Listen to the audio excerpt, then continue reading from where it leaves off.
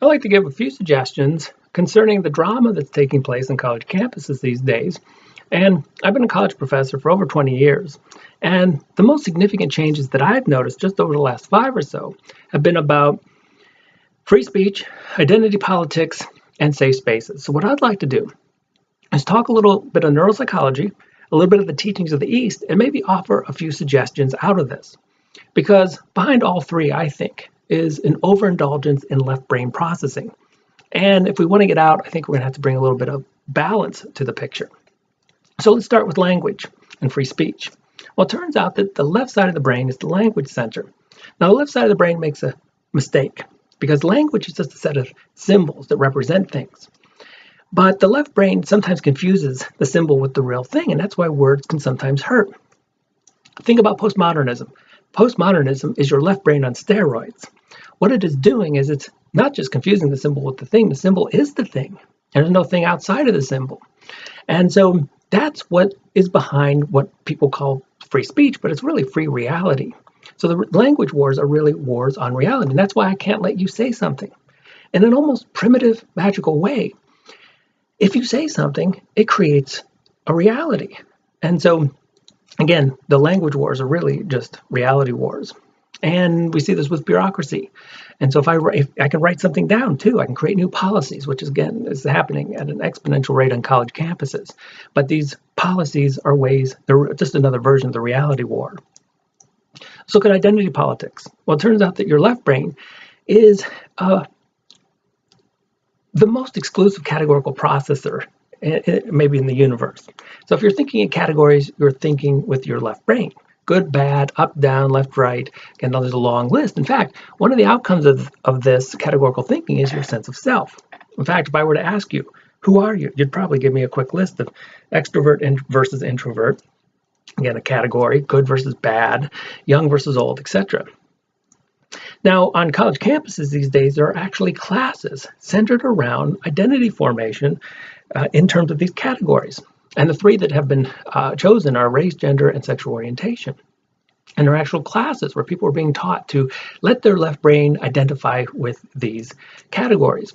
Now, the problem is the same mistake with language, where the left brain confuses a thought of something with the genuine thing. In other words, people take the identity and they actually believe that they are this left brain fiction. Now, the last thing is safe spaces. And maybe the most famous living neuropsychologist these days, V.S. Ramachandran, has suggested that the left brain is the place where Freudian defense mechanisms take place. Now, a defense mechanism is when we twist and turn reality in order to protect our ego. So maybe you lost an important debate, but the left brain goes in and it twists reality and it says, well, I didn't want to win that debate anyway, or maybe I really did win, even if I didn't. So the idea of a safe space is a place where you don't have to engage in these defense mechanisms because all of them take quite a bit of mental energy. And so the safe space is like time out or just time off or a vacation for the left brain engaging in these defense mechanisms. So where does that take us? Well, again, the way out is not the way that we got here. I would never suggest more left brain processing to get out of left brain processing. No more rules, legal system, trust me, that's not going to work. Nothing in terms of creating new policies is going to work. So I'll give you a few suggestions, pointers that don't take too seriously because the left brain is always quite serious and maybe there is a way out. The first is about language. Language does not create reality. My kids know that I love them, not because of what I say, but because of what I do. And the Buddhists knew this, and they would tell us over and over again that a finger pointing to the moon is not the moon.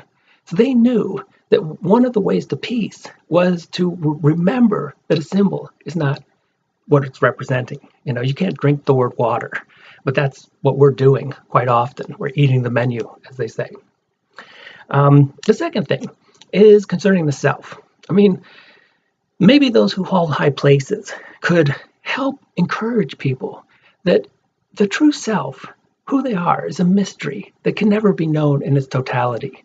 These left brain fictions of race, gender, and sexual orientation, they're probably the most shallow things that we could think about when we think about the self. And Buddhists knew that the more you created an identity, the more you created an ego, and the more energy you put into it, let alone taking classes on it, the more you would suffer. And that's why the Buddhists knew that if you could see through the illusion of the self, problems would end. In other words, no self, no problems. So maybe we could do away with the whole identity thing altogether. Or we could maybe follow the wisdom of William Blake. He said, a fool who persists in his folly will eventually become wise. The one possibility is maybe just let the left hemisphere just go off and play its games, and eventually they'll get so outrageous that it will just become quite obvious to people.